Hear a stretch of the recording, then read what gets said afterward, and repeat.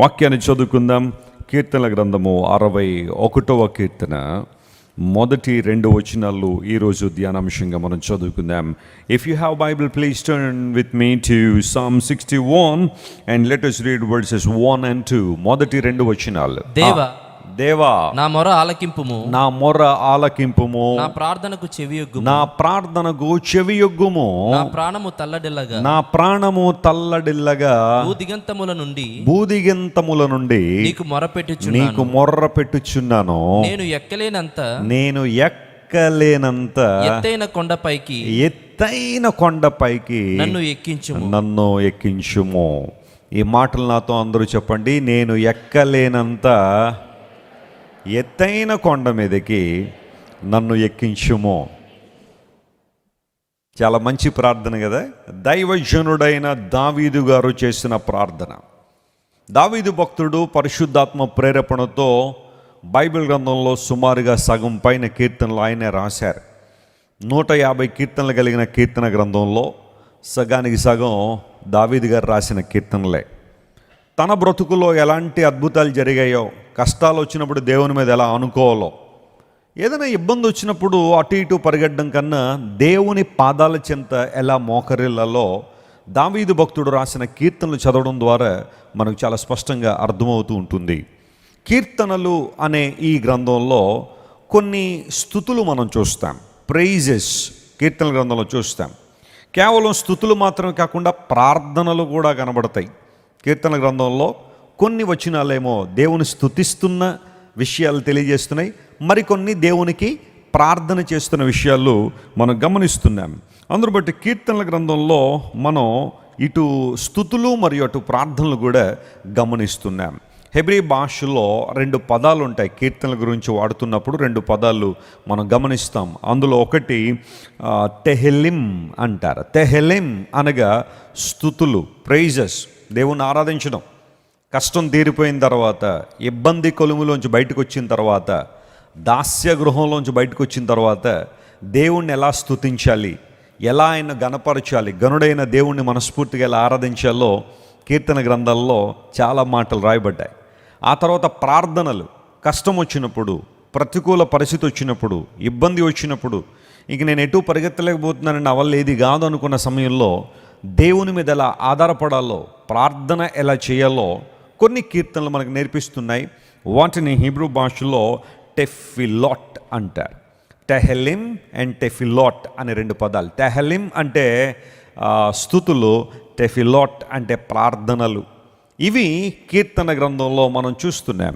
అయితే దావీదు భక్తుడు తన జీవితంలో ఏ సమస్య వచ్చినా మొట్టమొదటిగా ప్రభు వైపు తిరగడం, ఆయన సన్నిధిలో ప్రార్థన చేయడం, ప్రభువు నుండి సమాధానాన్ని పొందుకోవడం, ప్రభువు నుండి దీవెనలు పొందుకోవడం అనేది తన జీవితంలో అనేక అనుభవాల్లో మనం నేర్చుకుంటూ ఉన్నాం.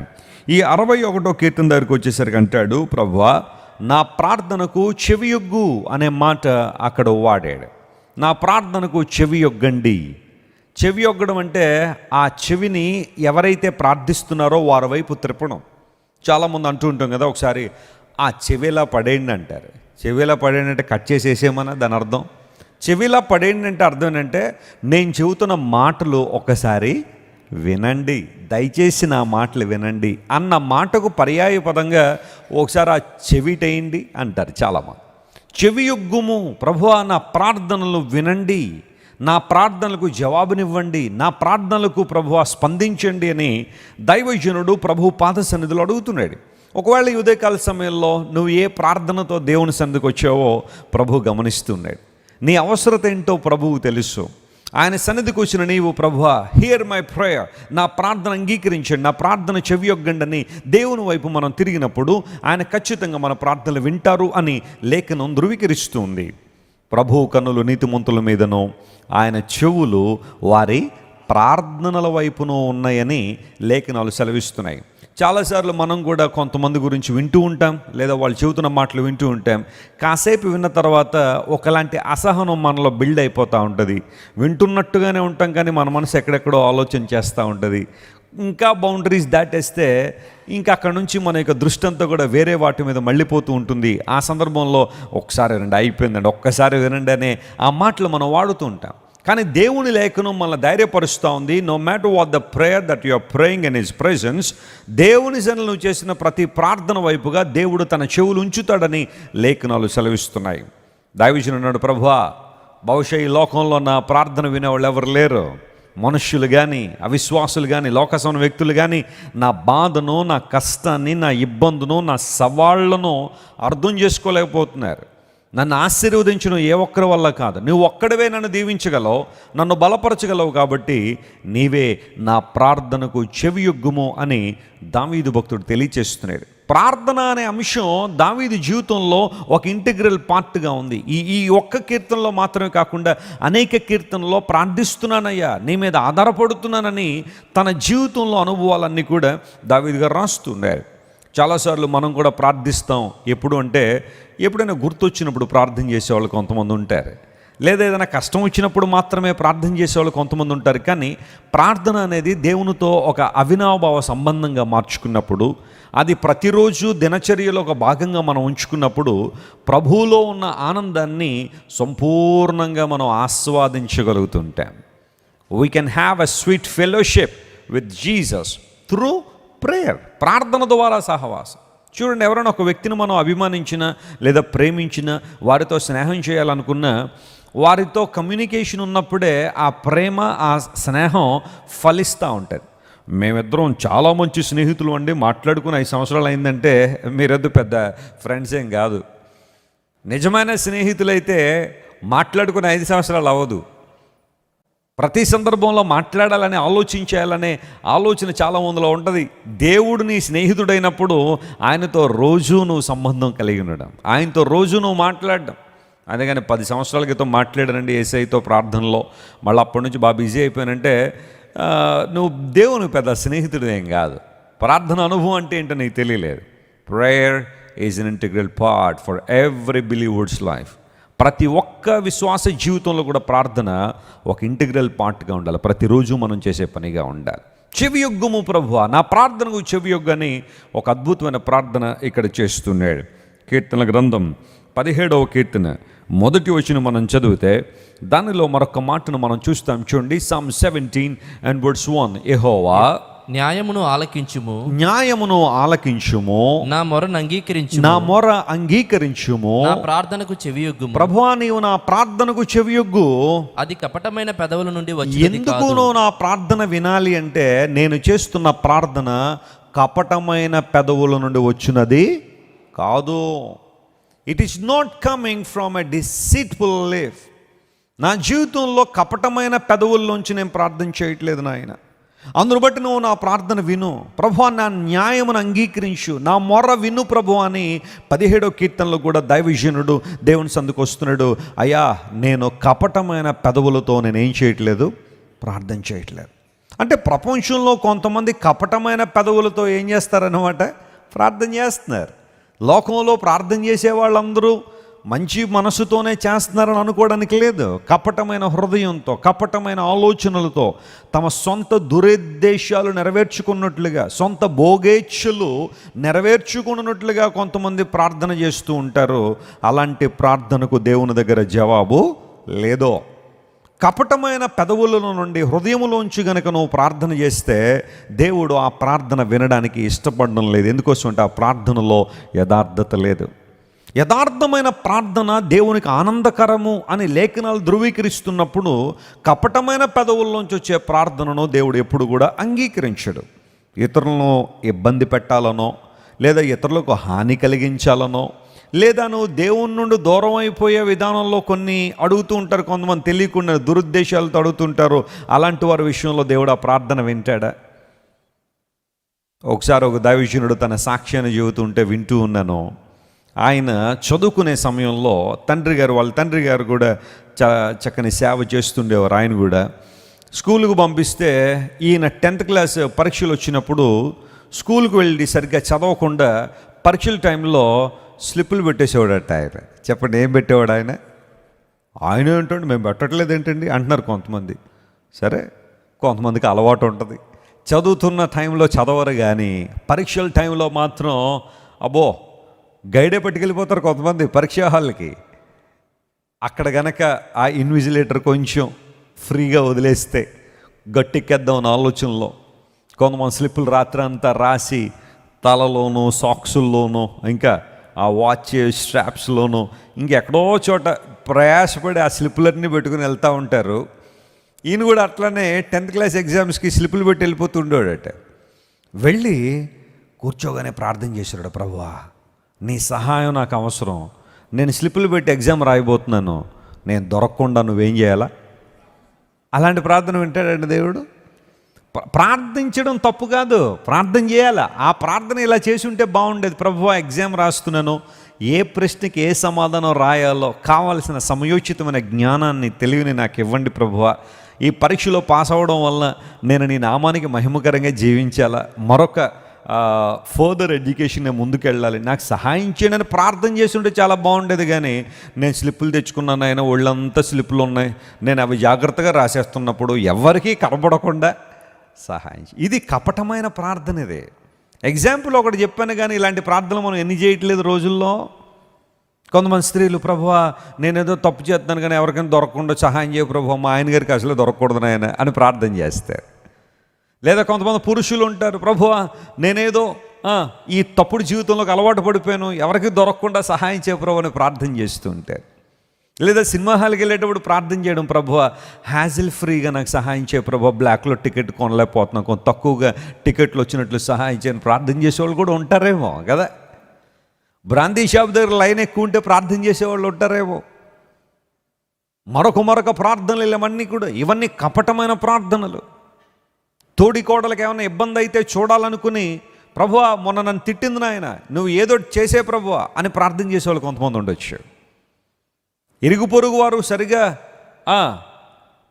అభివృద్ధి చెందుతూ ఉంటే వారు అవ్వకూడదని ప్రార్థన చేసేవాళ్ళు కొంతమంది ఉంటారేమో.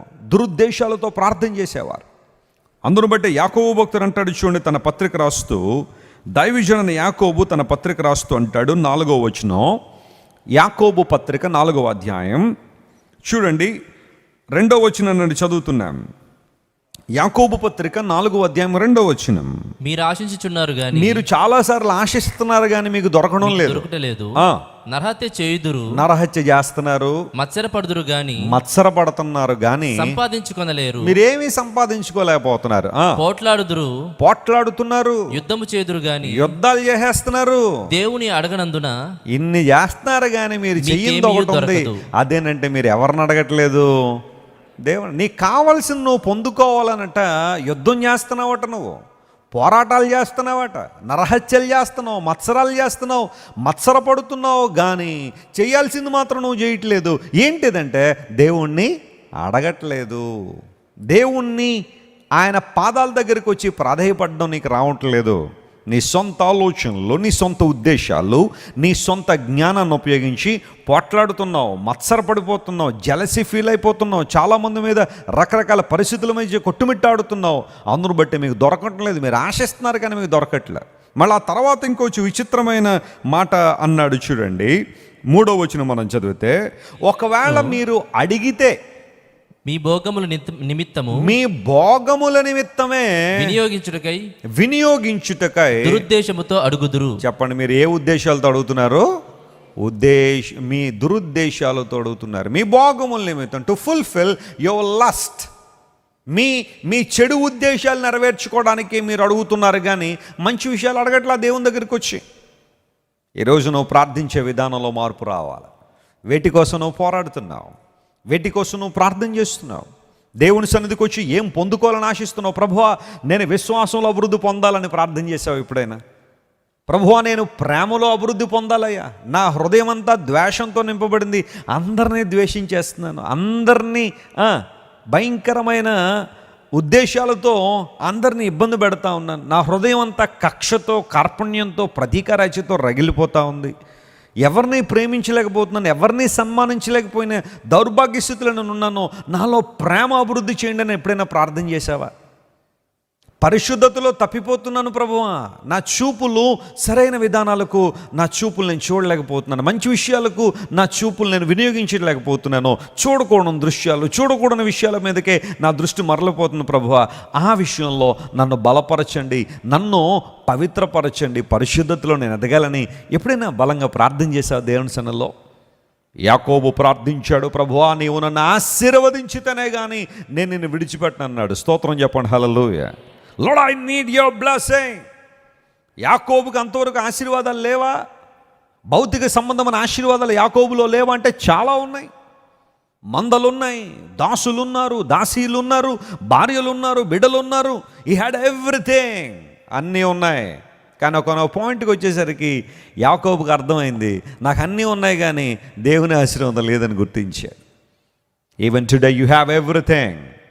You have friends, you have money, you have riches, you have pleasures of this world, but you lack one thing, that is God's blessing, that is God's presence, that is God's anointing. దేవుని సన్నిధి, ఆయన ప్రభావము, ఆయన అభిషేకం, ఆయన ఆశీర్వాదం నీకు కొరతగా ఉంది. అడగలవా ఉదయకాల సమయంలో? మీరు అడుగుతున్నారు కానీ మీ భోగములు లేదా మీ దురుద్దేశాలు నెరవేర్చుకోవడానికి అడుగుతున్నారు కాబట్టి మీరేం పొందుకోలేకపోతున్నారు. దావీదు వలె చెబుదాం, ప్రభువా ఈరోజు నేను ఏదైతే నేను అడుగుతున్నానో, వాట్ ఎవర్ ఐఎమ్ ఆస్కింగ్, నీ సన్నిధికి వచ్చి ఏదైతే అడుగుతున్నానో అది కపటమైన ఉద్దేశాల్లోంచి వచ్చేది కాదు, కపటమైన పెదవుల నుండి వచ్చేది కాదు. నా పెదవులను కడుగుకొని, నా పెదవులను ప్రభువా శుభ్రపరచుకుని, నా పెదవులను పరిశుద్ధపరచుకుని నీ సన్నిధిలో అడుగుతున్నాను. నీవు నాకు ప్రార్థన ఆలకించండి, నాకు న్యాయం చేయండి ప్రభువా అని దైవజనుడు ప్రార్థిస్తున్నాడు. యెషయా కూడా దేవుని దర్శనాన్ని చూసిన తర్వాత అన్నాడు, అయ్యో నేను అపవిత్రమైన పెదవులు గలవాడిని, అపవిత్రమైన పెదవులు కలిగిన వారి మధ్య నివసిస్తున్నాను ప్రభువా. తానొక్కడే కాదు, తన చుట్టూ ఉన్నవారు కూడా అదే పరిస్థితిలో ఉన్నాడు గుర్తించాడు. ఆ రికగ్నిషన్ నీలో వచ్చిందా? ఆ గుర్తింపు ఎప్పుడైనా నీలో వచ్చిందా? అపవిత్రమైన పెదవులు, ఒకే నాలుకను ఇంట్లో ఉన్నవారి మీద బూతులు తిట్టడానికి ఉపయోగిస్తాం, మరలా అదే నాలుగుతో దేవుని సందుకు వచ్చేసి ప్రభువా నువ్వు ఎంత గొప్ప దేవుడు నాయన, ఎంత మంచి దేవుడు నాయన, నువ్వు పరిశుద్ధుడు ప్రభువా, పరిశుద్ధుడు పరిశుద్ధుడు పరిశుద్ధుడు అని కీర్తిస్తున్నాం ప్రభు అని అపరిశుభ్రమైన నాలుగుతో పెదవులతో దేవుని ఆరాధన చేస్తూ ఉంటావు. Do you think that God will agree your prayer? నీ ప్రార్థనలు దేవుడు వింటున్నాడని అనుకుంటున్నావా? ఆలోచనలన్నీ వ్యర్థమైన వాటి మీద పెట్టుకుని దేవుని మందిరంలోకి రాగానే ప్రభువా నా తలంపులన్నీ నీవైపోయి అని చెప్పడం అనేది కపటం కాదంటారా? జీవితం అంతా దేవునికి వ్యతిరేకంగా నడుస్తూ కేవలం ప్రభు సన్నిధికి వచ్చిన ఆ క్షణమే ప్రభువా నేను బ్రతికేదంతా నీకోసమే నాయనా అని పాటల్లోనో లేదా ప్రార్థనలోనో చెప్తున్నామంటే అది సరైన మాటేనా? దేవుడు కోరుతున్నాడు, కపటమైన పెదవులతో ఎప్పుడు ప్రార్థన చేయొద్దు, దురుద్దేశాలతో ఎప్పుడు ప్రార్థన చేయొద్దు. దేవుని సన్నిధికి వచ్చి నీకు అవసరత ఏముందో అది అడుగు. ఆధ్యాత్మికంగా నువ్వు ఎక్కడ పడిపోతున్నావు అడుగు, ఎక్కడ నువ్వు బలహీన పడిపోతున్నావు అడుగు. దేవునితో సహవాసంలో నువ్వు ఎక్కడ వెనుకబడిపోతున్నావో ఆ సహవాసం పునరుద్ధరించబడాలని అడుగు. కపటమైన అనుభవాల నుంచి నీ జీవితం విడుదల పొందినట్లుగా నువ్వు దేవుని సన్నిధిలో మొదట ఏం చేయాలా? ప్రార్థన చేయాలా. ప్రభువా నా ప్రార్థన కపటమైన పెదవుల నుంచి వచ్చేది కాదు అన్నాడు. మరొక సందర్భాన్ని మీకు జ్ఞాపకం చేస్తాను చూడండి. ఈసారి కీర్తనల గ్రంథం 10వ కీర్తన 18వ వచనం చదువుదాం చూడండి. కీర్తనల గ్రంథం 10వ కీర్తన 18వ వచనం చదివితే దాంట్లో ఒక మాట రాయబడింది, తండ్రి లేని వారికిని నలిగిన వారికిని న్యాయము తీర్చుటకై నీవు వారి హృదయములను స్థిరపరచితివి, చెవియొగ్గి వారి ప్రార్థన నువ్వేం చేశావు? ఆలకించావు. ఎవరట వీరు? తమ హృదయములను స్థిరపరుచుకున్నారు. తండ్రి లేని వారు, ఆ తర్వాత నలిగిపోయిన వారు ఎవరైతే ఉన్నారో వారి పక్షంగా నువ్వు ఉన్నావు ప్రభువా. వారి ప్రార్థన ఆలకించావు, వారి హృదయములను ఏం చేసావు? నువ్వు స్థిరపరిచావు. ఇప్పుడు స్థిరపరచబడిన హృదయాల్లోంచి వచ్చే ప్రార్థనకు దేవుడు ఏమిచ్చాడట? జవాబిచ్చాడు. చెవియొగ్గి ఆలకించావు. హృదయము స్థిరపరచబడకుండా చేసే ప్రార్థనలకు దేవుని దగ్గర నుండి సమాధానం రాదు. కానీ దేవుడు హృదయాలను స్థిరపరచాలని కోరుతున్నాడు. మన బ్రతుకులు స్థిరపరచాలని దేవుడు ఆశిస్తున్నాడు. తండ్రి లేని వారికి, నలిగిన వారికి నువ్వు సహాయం చేస్తున్నావు. ఈ ఉదయకాలసిన బహుశా నీ కుటుంబ సభ్యులు ఎవరైనా కోల్పోయి ఒంటరితనంతో ఉన్నావా? అయ్యా నాకు తండ్రి లేడండి, తల్లి లేదండి. ఆ బాధ చాలా కఠినమైన బాధే. ఆ బాధ చాలా గొప్పదే. ఎవ్వరూ కూడా లోటును తీర్చలేరు. ఒక తండ్రి లోటుని కానీ, ఒక తల్లి లోటుని కానీ, లేదా కుటుంబంలో మరొకరు ఎవరైనా కానీ వారి లోటును ఎవరూ తీర్చలేరు. కానీ బైబిల్ సెలవిస్తూ ఉంది, తండ్రి లేని వారి పక్షంగా దేవుడు ఉంటానని వాగ్దానం చేశాడు. ఎందుకంటే మన దేవుడు నిత్యుడగు తండ్రి కాబట్టి. స్తోత్రం చెప్పండి, హల్లెలూయా.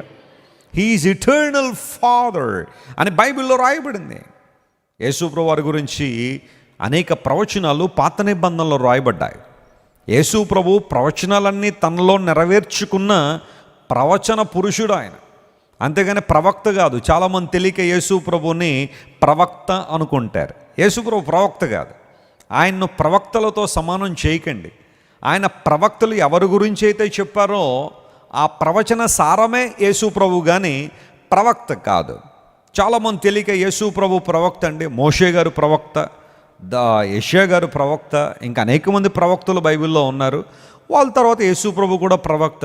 ఆయన తర్వాత ఇంకో ప్రవక్త వచ్చాడు, ఇంకా ఆయన అల్టిమేట్, ఇంకా ఆయన మించిన వాళ్ళు లేడు అనుకుంటారు చాలామంది. యేసు ప్రభు ప్రవక్తలతో సమానం కాదు. వారి బ్రతుకులు యేసు ప్రభు బ్రతుకి చాలా తేడా ఉంది. ఎవరైతే ప్రవక్తలు గొప్పవారని రోజున ప్రజలు అతిశయిస్తున్నారో వారి జీవితాన్ని క్షుణ్ణంగా పరిశీలన చేసి యేసు ప్రభు జీవితాన్ని క్షుణ్ణంగా పరిశీలన చేస్తే చాలా వ్యత్యాసం ఉంది, చాలా తేడాలు ఉన్నాయి. క్యారెక్టర్లో తేడాలు ఉన్నాయి, విషయాల్లో వారు ప్రసంగాల్లో తేడాలు ఉన్నాయి, సందేశాల్లో తేడాలు ఉన్నాయి. ఒక మాటలో చెప్పాలంటే ఆకాశానికి భూమికి ఎంత వ్యత్యాసం ఉందో యేసుక్రీస్తు ప్రభుకి లోక సంబంధం ప్రవక్తలకు చాలా తేడా ఉంది. ఆయన ప్రవక్త కాదు, కానీ ప్రవక్తలు ఎవరి గురించి అయితే చెప్పారో, ఇగో దేవుడు ఇలా ఉంటాడు, మెస్సియా గారు ఈ లోకానికి వస్తే ఆయన ఇలా ఉంటాడు అని ఎవరి గురించి అయితే చెప్పారో ఆ లక్షణాలు ప్రభువులో నెరవేరినాయి. ఆయన ప్రవక్త కాదు. యేసు ప్రభు గురించి చెప్పిన ప్రవచనాల్లో ఒక అద్భుతమైన ప్రవచనాన్ని యెషయా గారు ప్రవచిస్తున్నాడు. ఎలయనగా మనకు శిశువు పుట్టును, మనకు కుమారుడు అనుగ్రహింపబడెను, ఆయన భుజము మీద ఏముంటుంది? రాజ్యభారం ఉంటుంది. Governance will be upon his shoulder. తన భుజము మీద, భుజముల మీద అనలేదు కానీ భుజం అన్నాడు, అంటే ఆయన భరించువాడని అర్థం. ఈ లోకానికి ఆయన భరించడానికి వచ్చాడు. నా భారాన్ని భరించడానికి వస్తాడు. ఆయన వచ్చినప్పుడు ఆయన పేర్లు లేదా ఆయన లక్షణాలు, ఆయన క్యారెక్టర్ ఎలా బయటపడుతుందంటే ఆశ్చర్యమనే కార్యాలు జరిగిస్తాడు. ఆలోచన లేని వారికి ఆలోచన ఇస్తాడు. బలహీనులైన వారికి ఊతమిస్తాడు, అంటే వారికి బలాన్ని ఇస్తాడు. తండ్రి లేని వారికి తండ్రిగా, నిత్యుడుగు తండ్రిగా ఆయన ఉంటాడు. ఆ తర్వాత సమాధానకర్తయగు అధిపతి అని ఆయనకు పేరు పెడతారు. ప్రిన్స్ ఆఫ్ పీస్, ప్రిన్స్ అనగా అధిపతి అని అర్థం. యేసుక్రీస్తు ప్రభువారు సమాధానకర్త, ఆయన నిత్యుడగు తండ్రి, ఆయన అందరికీ తండ్రి అయిన వాడు. ప్రాముఖ్యంగా ఎవరైతే కుటుంబంలో ఇబ్బందికర పరిస్థితులు ఉన్నారో, ఒక లోటును ఎవరైతే అనుభవిస్తున్నారో వారి జీవితంలో దేవుడు ఆ గ్యాప్ను ఫిల్ చేయడానికి నేను ఎప్పుడు ఇష్టపడుతూనే ఉన్నాడు. వెస్లీ గారు చాలా ఒంటరితనంతో బాధపడుతున్నానండి. కొన్ని కుటుంబాల్లో తండ్రులు ఉన్నట్టే కనబడతారు కానీ లేనట్టుగానే ఉంటారు. ఇది చాలా విచిత్రమైన సమస్య. తండ్రి ఉంటాడంతే పేరుకి, అలా ఒక విగ్రహ రూపంలో ఉంటాడు ఇంట్లో. ఇంకా ఆయన తండ్రి బాధ్యతలు ఏమీ నెరవేర్చడు. పిల్లల్ని పట్టించుకోడు, పిల్లలతో ఇప్పుడు మనసిప్పి మాట్లాడు, వారి అవసరాలు ఏంటో, వారి సవాళ్ళు ఏంటో, వారి ఇబ్బందులు ఏంటో తెలుసుకోవడానికి ప్రయత్నం చేయరు. ఒక ఇంట్లో డిక్టేటర్లా ఉంటారు కొంతమంది. డిక్టేటర్ చూడండి, నియంతలో ఎవరితోనో మాట్లాడరు, ఎప్పుడు వాళ్ళ ముఖాల్లో నవ్వున్నట్టే కనబడదు, అస్తమానం రూలింగ్ చేసే పరిస్థితిలోనే ఉంటారు. కానీ మనసు విప్పి పిల్లలతో మాట్లాడదామన్న ఆ ప్రేమ స్వభావం కొంతమందిలో లోపిస్తూ ఉంటుంది. అందుబట్టి పిల్లలు ఈరోజు చాలామంది దారి తప్పిపోతూ ఉన్నారు. ఇంట్లో దొరకని ప్రేమను బయటెక్కడో వెతుక్కోవాలని పిల్లలు పరుగులు పడుతున్నారు ఈ రోజుల్లో. మీకు తెలిసే విషయం, తల్లిదండ్రులుగా మీరు మీ పిల్లల్ని ప్రేమించకపోతే వాళ్ళని ప్రేమించడానికి చాలామంది సిద్ధంగా ఉన్నారు. బయట పరిగెడతారు అక్కడికి, ఆ ప్రేమల కోసం వెంపర్లాడుతూ ఉంటారు. వెళ్ళి ఎవరైనా ఒక ముద్దుగా పిలిస్తే లేదా కొంచెం ఆప్యాయంగా పిలిచేస్తే ఇంకా వాళ్ళ దగ్గరికి పరిగెట్టేయడానికి కారణం ఏంటో తెలుసా? అలాంటి పిలుపులు ఇంట్లో లేవు కాబట్టే, అలాంటి ప్రేమ ఇంట్లో దొరకట్లేదు కాబట్టే. తల్లిదండ్రులారా, దయచేసి మీ నిర్లక్ష్యాన్ని బట్టి, మీ కోపాలను బట్టి, మీ ఈగోలను బట్టి మీ పిల్లల్ని బలి చేయొద్దు, మరొకరి చేతికి వారిని సమర్పించొద్దు. Love them, pray for them, guide them. వారిని ప్రేమించండి, వారిని ప్రేమించండి. ప్రభు బోధలో వారిని పెంచండి, గాడ్స్ ఇన్స్ట్రక్షన్లో వారిని పెంచండి. దేవుని చిత్తానుసారంగా వారు ముందుకు సాగిపోయినట్లుగా వారి కోసం ప్రార్థన చేయండి. మా ముగ్గురు పిల్లలు రోజు నిలబెట్టి, నేను చాలా బిజీగా ఉంటాను, మీలో చాలామంది తెలుసు, but still I have some time for my kids. నా పిల్లలకి నేను ఇచ్చే సమయం కొంత ఇచ్చేసేయాలి అంతే. ఎంత బిజీగా ఉన్నా నా పిల్లల ముగ్గురితో ఆడతాను, చాలాసేపు ప్రార్థన చేస్తాను వాళ్ళ కోసం. బైబిల్ ప్రశ్నలు అడుగుతూ ఉంటాను, క్వశ్చన్స్ అడుగుతూ ఉంటాను. అలా దేవునిలో వారు ఎదగాలని ఆలోచన, స్ఫూర్తిని నింపుతూ ఉంటాను. మా పిల్లల్ని మై డియర్ ప్రిన్సెస్ అని పిలుస్తాను. ఎక్కడ ఉన్నారు నా రాజకుమార్తెలారా రండి అంటాను. వాళ్ళు అంతేగాని అది ఇది అలా ఇలా అని వాళ్ళని సంబోధించిన. ఎందుకోసం తెలుసా? వాళ్ళని చిన్నప్పటి నుండే తండ్రిగా నేను ఏం చేయగలను, ఒక స్నేహపూర్తన వాతావరణం వారు క్రియేట్ చేయడం వలన దేవుని కృపలో వారు వృద్ధులన్న ఆశ. I'm still praying. రోజు ప్రేయర్ చేస్తాను, ప్రభువా మా బిడ్డలు నీ కోసం ఎలా పెంచాలో నేర్పించండి ఆయన అని దేవుని సన్నిధిలో ప్రార్థన చేస్తాను. I depend on God spirit. పరిశుద్ధాత్మ దేవునికి నడిపి మీద ఆధారపడతాను ప్రతి సందర్భంలో. దేవుని బిడ్డలారా, లేఖనం సెలవిస్తూ ఉంది, తండ్రి లేని వారికి, నలిగిపోయిన వారిని దేవుడు దృష్టిస్తూ ఉన్నాడు. ఒకవేళ ఉదయకాలసిన నలిగిపోయిన పరిస్థితులు ఉన్నావా? కొంతమంది బ్రతుకులు ఎలా ఉన్నాయంటే ఇంకా 4 కార్నర్ల నుండి స్క్వీజ్ చేయబడిన పరిస్థితి, నలిగిపోయిన అనుభవం. వరంగల్లో ఒకసారి ట్రైన్ యాక్సిడెంట్ జరిగింది. చాలామంది ట్రైన్ ఎక్కుదామని చెప్పి ప్లాట్ఫామ్కి వచ్చారు. టికెట్లు కొనుక్కున్నారు, కొంతమంది కొనుక్కోకుండా ఎక్కేద్దామని వచ్చిన వాళ్ళు పోనీ ఏదో విధంగా ప్లాట్ఫామ్ నిండిపోయింది. ఈ లోపల ట్రైన్ వస్తుంది రోజు. ఆ ట్రైన్ ఆ ప్లాట్ఫామ్ మీదకి వచ్చి ఆగితే అందరూ ట్రైన్ ఎక్కుతారు, మరలా అది వెళ్ళిపోద్ది. ఆ రోజు ట్రైన్ వస్తుంది, అందరూ రెడీగా ఉన్నారు, ట్రైన్ ఆగుద్ది ఎక్కుదాం అనుకున్నారు, కానీ ఆ రోజు ట్రైన్ ఆగట్లేదు, అలా వెళ్తానే ఉంది. అరే ట్రైన్ ఆగకుండా వెళ్ళిపోతుంది అని చెప్పి అనుకుంటా ఉన్నారు. ఈ లోపల ట్రైన్ వెళ్ళి అక్కడ ఒక ఫ్లైఓవర్ ఉంటే ఆ ఫ్లైఓవర్ నుండి కింద పడిపోయింది ట్రైన్. విషయం ఏంటంటే ట్రైన్లో బ్రేక్ ఫెయిల్ అయిపోయింది. మల్టిపుల్ బ్రేక్స్ ఉంటాయి, ఒకదాని మీద ట్రైన్ ఎప్పుడు, ఒక బ్రేక్ మీద ట్రైన్ ఎప్పుడు ఆధారపడి ఉండదు, మల్టిపుల్ బ్రేక్స్ ఉంటాయి. ఈవెన్ సడన్ బ్రేక్ అయినా వేయడానికి ఒక అవకాశం ఉంటుంది. అఫ్కోర్స్ ఆ బోగీల్లో ఉన్న వారికి చిన్న చిన్న దెబ్బలు తగలొచ్చేమో ఆ బ్రేక్ వేస్తే, కానీ అది కనీసం డిజాస్టర్ జరగకుండా అడ్డుకోవడానికి సడన్ బ్రేక్ కూడా ఉంటుంది. లోకో పైలట్లు కొంతమంది చెబుతూ ఉంటారు. అయితే ఆ రోజున అన్ని బ్రేకులు ఫెయిల్ అయిపోయినాయి అంట. ఆ లోకో పైలట్ చాలా ప్రయత్నం చేస్తున్నాడు, డ్రైవర్ గారు చాలా ప్రయత్నం చేస్తున్నాడు, కానీ ఆయన వల్ల కాలేదు. ఆ ట్రైన్ వెళ్ళి కింద పడిపోయింది. కొన్నిసార్లు పరిస్థితి ఎంత విచిత్రంగా ఉంటుందంటే, మరణం మనిషిని ఎలా తరుగుతుంది అంటే, అది అలా పైనుండి కింద పడేసరికి ఒక ఆటో సుమారుగా ఒక 9 మందిని ఎక్కించుకుని ఆటో వెళ్తుంది. 1 సెకండ్ అయితే దాటిపోద్ది ఆ ఆటో. ఈ ట్రైన్ పడడం, ఆటో రావడం, ఆటో ఇంకా ఆటోలో లేదు, ఒక రేకు ముక్కలా అయిపోయింది, నలిగిపోయింది. ఆ లోపల ఉన్న వాళ్ళందరూ కూడా ఛిద్రం అయిపోయారు. అంటే ఛిద్రం అయిపోవడం అంటే ఎవరెవరనేది కూడా గుర్తుపట్టలేరు అన్నమాట, అంత భయంకర పరిస్థితి. 1 సెకండ్ ఎంత విలువైందో చూడండి ఇక్కడ. ఆ 1 సెకండ్ ఉండుంటే అటు కానీ అటు దాటేసి ఉన్నా సరిపోయేది. కరెక్ట్గా ఎగ్జాక్ట్గా అది పడేసరికి ఆటో ఆ క్రిందకి రావడం, నలిగిపోయిన పరిస్థితి, గుర్తుపట్టలేనంత పరిస్థితి అయిపోయింది. ఈ లోపల బోగీలన్నీ కూడా కంప్రెస్ అయిపోయినాయి, క్రష్ అయిపోయినాయి. ఆ స్పీడ్కి ఆ ట్రైన్ పడిపోయేసరికి బోగీలన్నీ ఒకదానికొకటి గుద్దుకుని అలా క్రష్ అయిపోయేసరికి ఆ మొదటి 3 బోగీలు బాగా నలిగిపోయినాయి. అందులో ఒక వ్యక్తి లోపల ఉండిపోయాడు. ఆ కిటికీ లోపల నుంచి చూస్తున్నాడు అందరినీ. అమ్మ అయ్యా నన్ను కాపాడగలరు, ఎందుకంటే లోపల ఆల్మోస్ట్ బాడీ అంతా అప్పటికే నలిగిపోయింది. ఆ బోగీల మధ్యలో తలకాయ ఒకటే బయటకు ఉంది. అడుగుతున్నాడు అందరినీ, బాబు 15 నిమిషాలు అడిగాడట, 15 మినిట్స్ బ్రతికాడు. ఆ బ్రతికినంత సమయం అందరూ కూడా ఆ బోగి దగ్గర నిలబడ్డారు. అప్పటికి ఇంకా సెల్ ఫోన్లు ఇంత ప్రాచుర్యంలోకి రాలా. ఎవరో చేతుల్లో సెల్ ఫోన్లు ఉన్న మోటరాల్లో లేకపోతే సిమెన్స్ ఫోన్లో అవుట్ గోయింగ్ అండ్ ఇన్కమింగ్ కాల్స్కి మాత్రమే ఉపయోగపడేవి. ఎప్పుడులాగా కెమెరా ఫోన్లు లేవు. ఉండుంటే అందరూ వీడియోలు తీసి యూట్యూబ్లో పెట్టుకునేవారేమో. అందరూ అలా నిలబడే చూస్తున్నారు, ఎవరు అతను కాపాడలేరు. ఎందుకంటే అతను కాపాడాలంటే పెద్ద పెద్ద క్రెయిన్స్ రావాలా, కట్టర్స్ రావాలా, ఆ వాటితో కట్ చేసేప్పుడు బయట ఎవరు లోపలికి వెళ్ళలేని పరిస్థితి. 15 నిమిషాలు అడిగాడు, అలా కళ్ళు మూసి చచ్చిపోయాడు. ఆ మరుసటి రోజు అన్ని పేపర్లు అతని ఫోటోయే. నలిగిపోయిన అనుభవం. కొన్నిసార్లు కష్టాలు, ఇబ్బందులు, నిందలు, అవమానాలు కూడా మన అలాగే క్రష్ చేసేస్తూ ఉంటాయి. భోజనం చేస్తూ ఉంటే భోజనం వంట పట్టని పరిస్థితి, నిద్ర పట్టని పరిస్థితి. రాత్రులు పడుకుని కూడా చాలామంది ఆ నిద్రలేమితో బాధపడుతూ మధ్యరాత్రులు లేచి ఏడుస్తూ ఉంటారు, దుఃఖపడుతూ ఉంటారు. మనసులో ఉన్న బాధ, నలిగిపోయిన అనుభవాలు. బాగా కావలసిన వాళ్ళే నిందలేస్తూ ఉంటే, చుట్టూ ఉన్న వాళ్ళే గోతులు తవ్వుతూ ఉంటే, దగ్గర బంధువులే అవమానిస్తూ ఉంటే, కుటుంబ సభ్యులే హేళనగా మాట్లాడుతుంటే, ఆ పరిస్థితి కొన్నిసార్లు నలిగిపోయిన స్థితి. ఎటు పోతున్నామో తెలియని పరిస్థితి, ఎవరికి చెప్పుకోవాలో తెలియని పరిస్థితి. అలాంటి సిచ్యువేషన్లో దేవుని వాక్యం సెలవిస్తూ ఉంది, prayer helps you to focus on God who can help you. నేను నిలబెట్టే దేవుడు ఆయన, ఆ పరిస్థితులను విడుదలిచ్చేవాడు. ఎందుకోసం అంటే ఆ దుఃఖంలో, ఆ ప్రతికూల వాతావరణం ప్రభు దగ్గర రాగానే ప్రభు ప్రేమ నేను నిలబెట్టేది. ఎంతమంది నిన్ను త్రోసేసినా, ఎంతమంది నిన్ను హేళనగా మాట్లాడినా, ఎంతమంది సమాజంలో నేను చెడుగా తీర్చిదిద్దాలని ప్రయత్నం చేస్తున్నా, నీ దేవుడు మాత్రం అలాంటోడు కాదు. He loves you so much.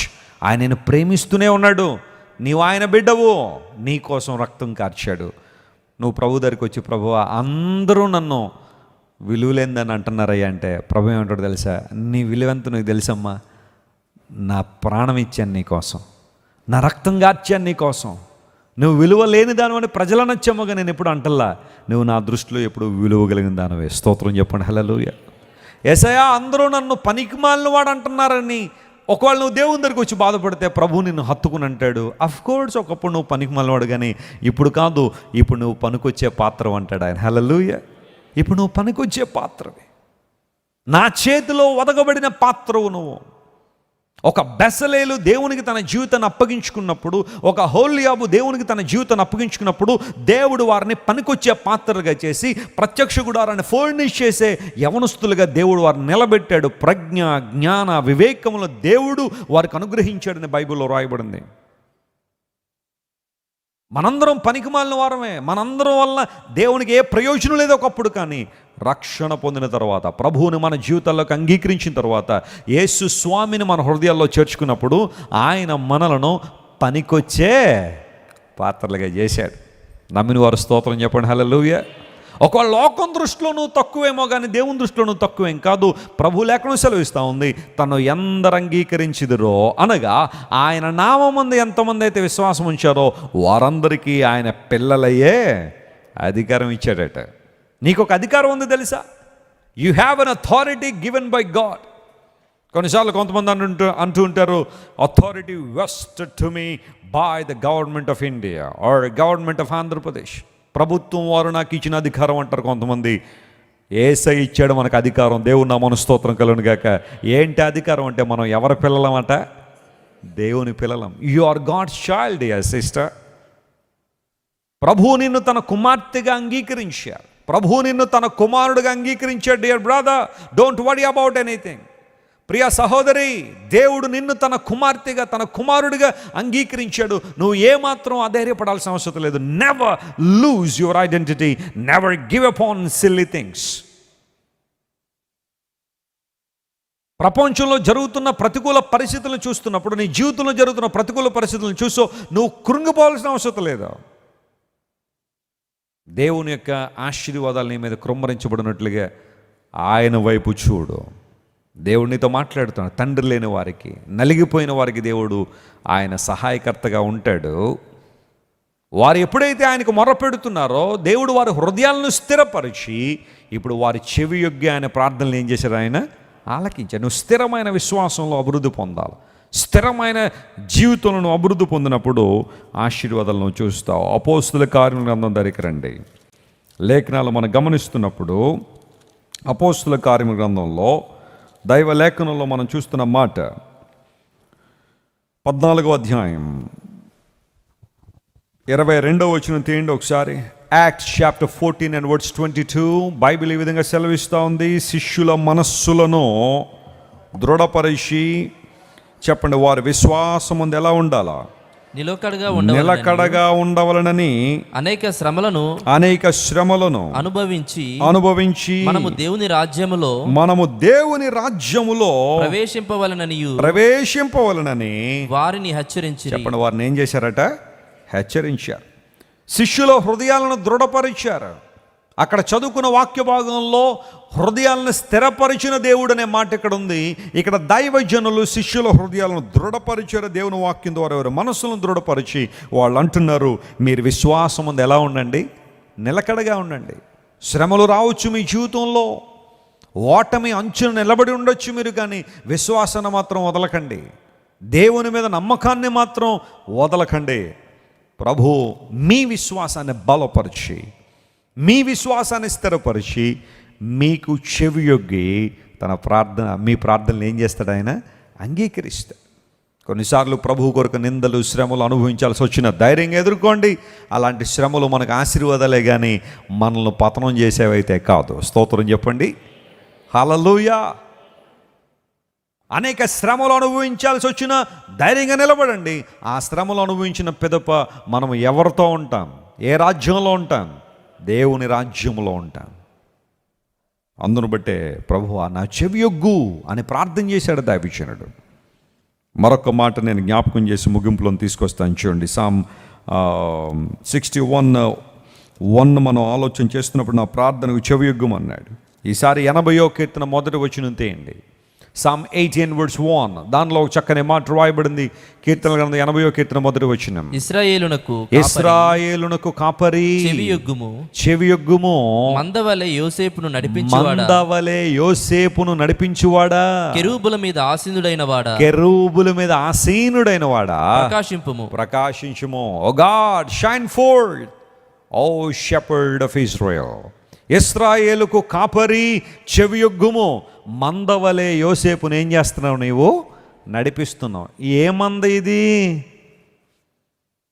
దేవుడు కాపరి అన్నప్పుడు బైబిల్ గ్రంథంలో ప్రాముఖ్యంగా ఉపయోగించబడిన ఒక పోలిక ఏంటి అంటే, ప్రభువు కాపరి, మనం ఆయన గొర్రెలము, ఆయన మేపు గొర్రెలము అన్నాడు.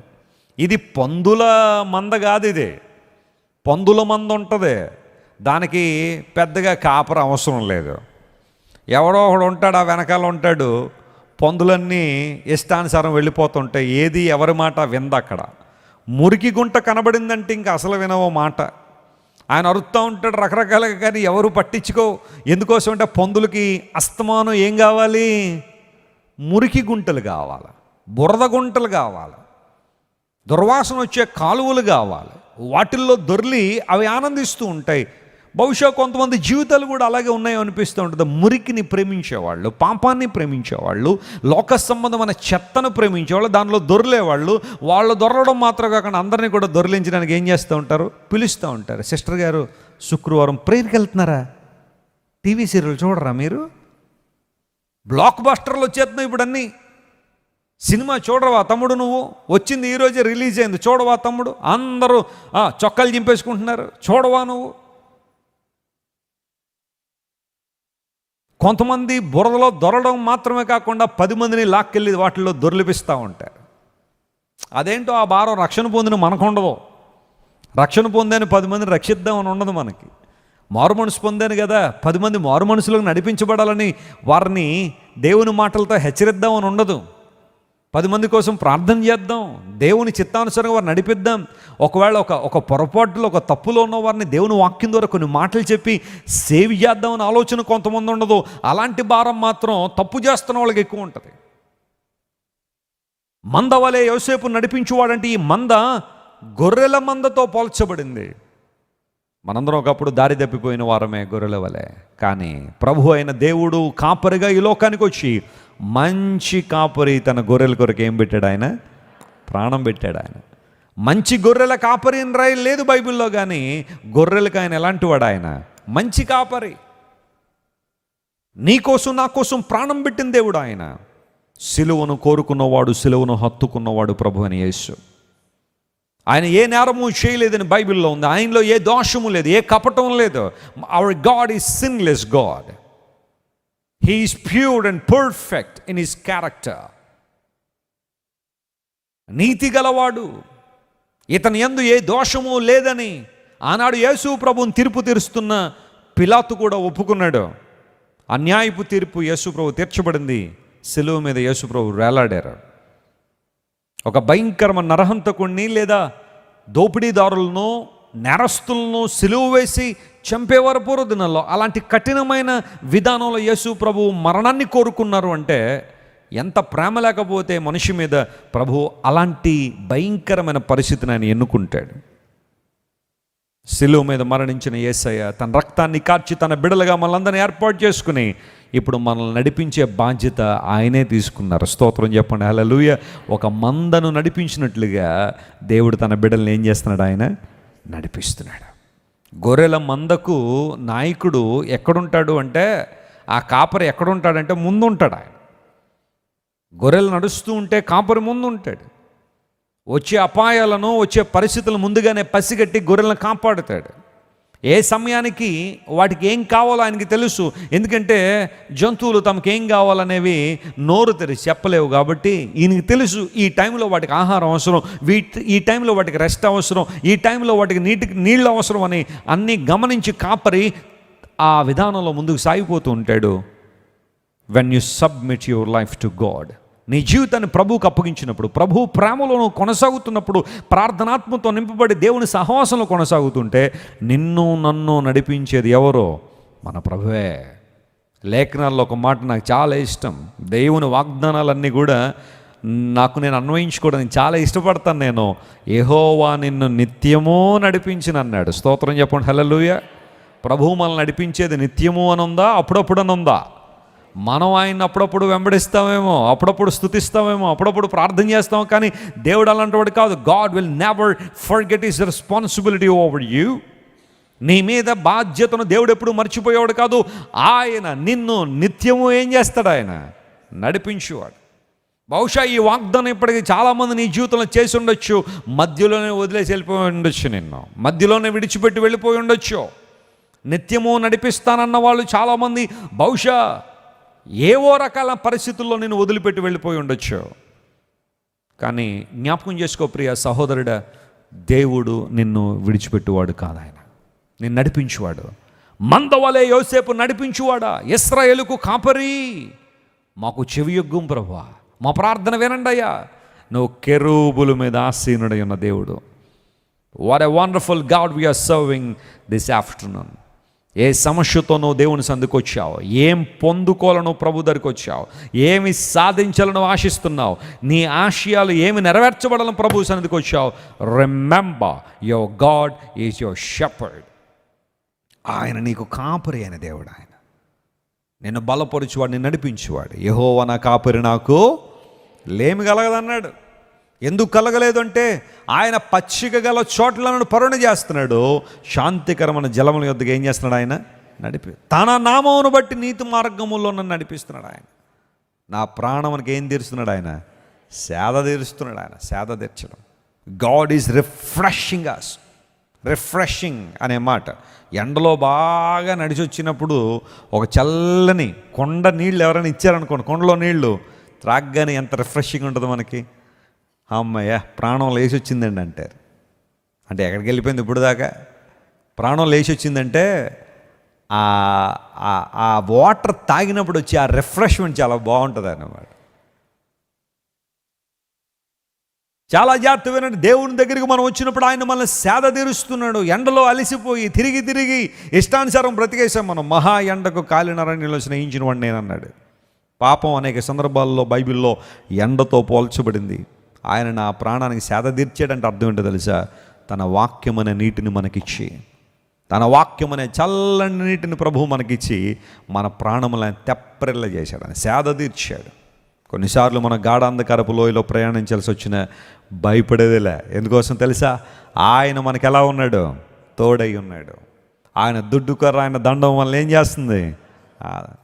మన శత్రువులుగా పరిగణించబడిన అనేక మంది వారి ముందు దేవుడు మనకి ఏం సిద్ధపరుస్తాడు? ఆయన భోజనాన్ని సిద్ధపరిచే దేవుడు.